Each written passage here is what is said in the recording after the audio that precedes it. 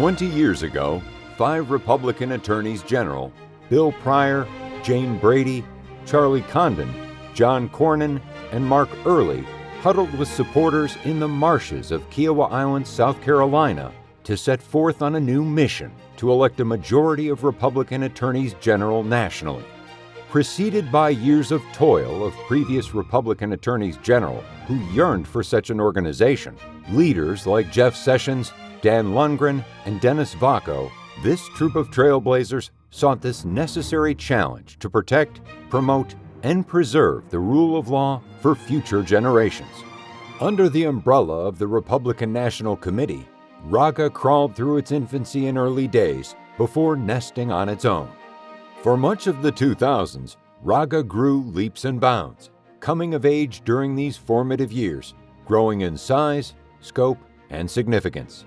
While former attorneys general took new posts in the Bush administration, a number of new AGs took office. This era included attorneys general like Tom Corbett, Bob McDonald, Wayne Stenjum, Lawrence Wasden, Jerry Kilgore, Mark Bennett, Greg Abbott, Brian Sandoval, Mike Cox, Kelly Ayotte, and John Suthers. 2008 brought a clash of resounding arms, thrusting Republican attorneys general into a new era. With the rule of law in peril and the fabric of our Constitution at risk, these patriots and their organization were ready for a fight and quickly held the line. Attorneys general like Greg Abbott, John Bruning, Ken Cuccinelli, Marty Jackley, Bill McCullum, Rob McKenna, Henry McMaster, Dan Sullivan, J.B. Van Hollen, and Greg Zeller.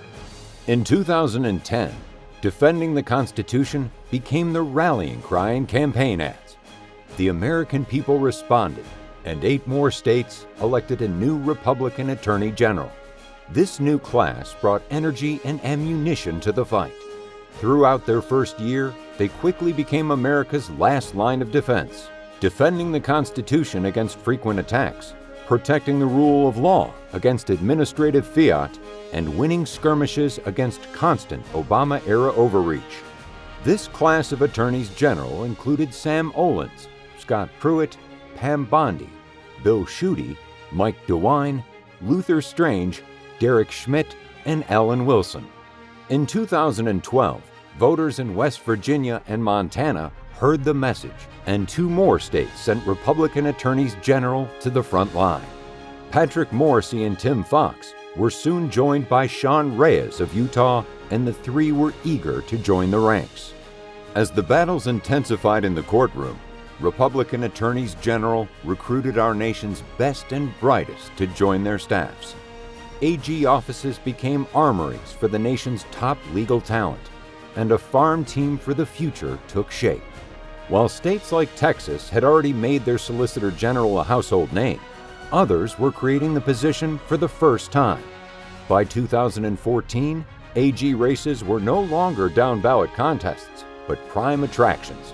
Citizens across the country took notice and quickly provided support, knowing the Republican AGs required resources to keep freedom alive for future generations.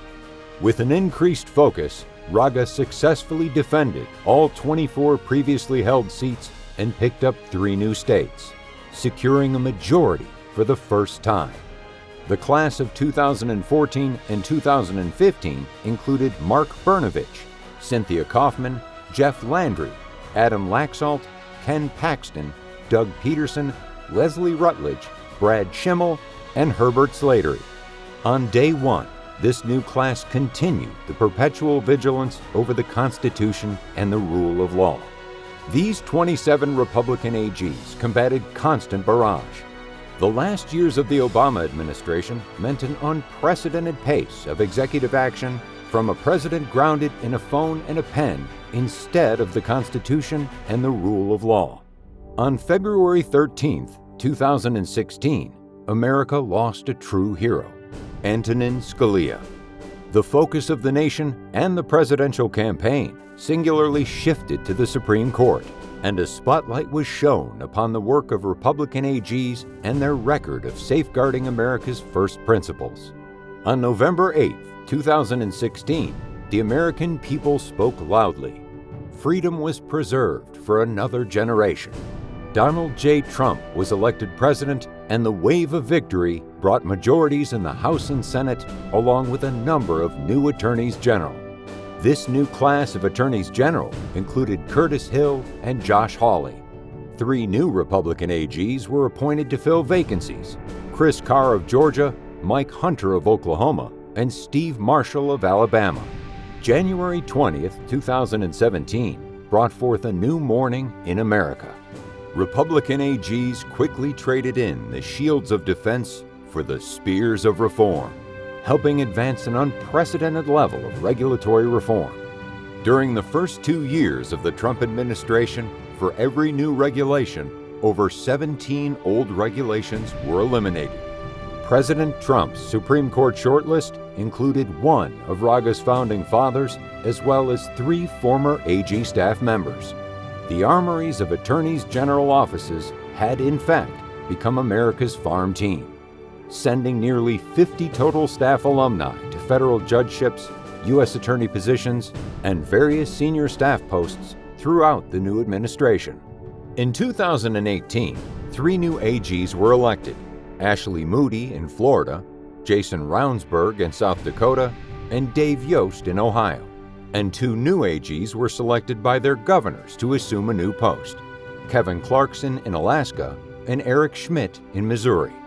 Regardless of the political winds, Republican attorneys general are a stabilizing force guided by the Constitution and the rule of law. Over the last 20 years, Republican attorneys general have served as both freedom's front line and America's last line of defense.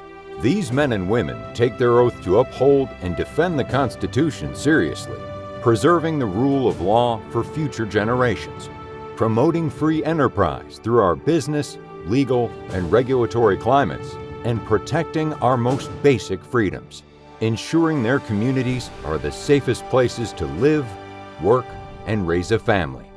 Recognizing its roots, RAGA is more than prepared for the next 20 years. The majority is well within reach. The future is bright, with stars like Daniel Cameron and Lynn Fitch running for AG in states like Kentucky and Mississippi, where Democrats have held the post for generations.